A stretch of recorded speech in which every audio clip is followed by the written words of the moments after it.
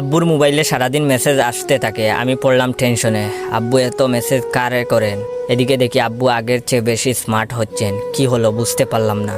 সারাদিন পুরাতন লুঙ্গি আর জরাজীর্ণ গেঞ্জি পরা আব্বু এখন দেখি স্মার্ট হয়ে গেছেন। জিন্সের প্যান্ট আর ব্র্যান্ডের গেঞ্জি, আবার গেঞ্জির গায়ে লেখা লাভার বয়, এসব পরেই বসে আছেন। আবার এফবিতে পোস্ট করেছেন, তুমি আমার অনেক শখের খুঁজে পাওয়া এক প্রজাপতি সহ আরো অনেক রোমান্টিক পোস্ট। মনে মনে ভাবলাম যাই হোক, এখন মানুষ বলবে আমার আব্বা অনেক স্মার্ট, অনেক আধুনিক। ধীরে ধীরে দেখি বাবা খাওয়া দাওয়া রেখে চাট করতে ব্যস্ত, এছাড়া জিমও করেন।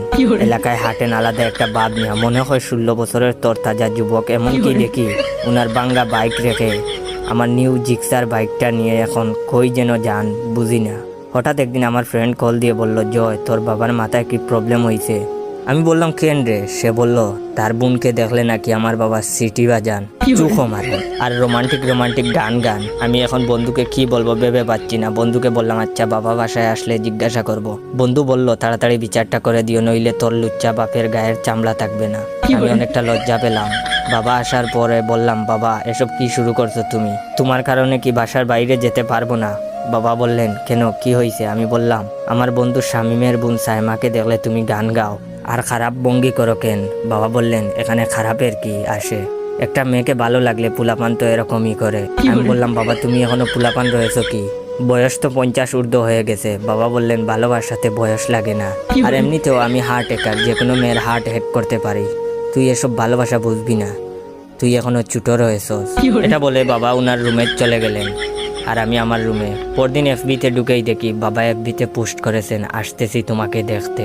আমি ভাবলাম মা মারা গেছেন, হয়তো বাবার মনে মৃত্যুর ভয়টা হচ্ছে, তাই মারা গেলে মায়ের কাছে যাবেন ভাবছেন। তখনই আমার জিএফ সাদিয়া কল দিয়ে বলল, ওই শুনো, আমার বান্ধবী নুসরাত আজ তার বিএফের সাথে দেখা করবে, তুমি লাজিজ রেস্টুরেন্টে আসবা। আমি বললাম আচ্ছা আসবো। আবার মনে মনে ভাবলাম পকেটে নাই 1 টাকা, এখন খাবার খেলে তো আমাকেই বিল দিতে হবে। তাই বাবার রুমে গেলাম টাকা চাইতে। গিয়ে দেখি বাবা স্পিকারে ডিজে গান বাজাচ্ছেন, ডিজে বাহারুল, ডিজে শমসু, আরো অনেক কিছু। আর জিন্সের প্যান্ট আর ব্র্যান্ডের টি শার্ট আর আমার শখের জুতা পরে নাচছেন। আমি শান্ত গলায় গিয়ে বাবাকে বললাম, বাবা আর্জেন্ট কিছু টাকা লাগবে, বন্ধুদের সাথে বাইরে খাবার খাবো। বাবা আমার হাতে 20 টাকা দিয়ে বললেন, যা বাবা এনজয় কর। আমার তো রাগ উঠে গেল। যেই জায়গায় একটা সিগারেটের দাম 17 টাকা, ওই জায়গায় উনি আমাকে 20 টাকা দিয়েছেন বন্ধুদের সাথে খাবার খাওয়ার জন্য। এটা হচ্ছে ভিডিওর সেকেন্ড পার্ট। চাইলে এই জায়গায় শেষ করতে পারতাম ভিডিওটা। যদি এই ভিডিওতে বেশি বেশি লাইক কমেন্ট শেয়ার আসে, তাহলে এই ভিডিওর থার্ড পার্টও নিয়ে আসবো আপনাদের জন্য। আর হ্যাঁ, আমার টিকটক অ্যাকাউন্ট বাইসা বনফায়ার আর ইউজার নেম ইয়োর জয় অ্যাকাউন্টটাকে ফলো দিয়ে রাখবেন। ধন্যবাদ।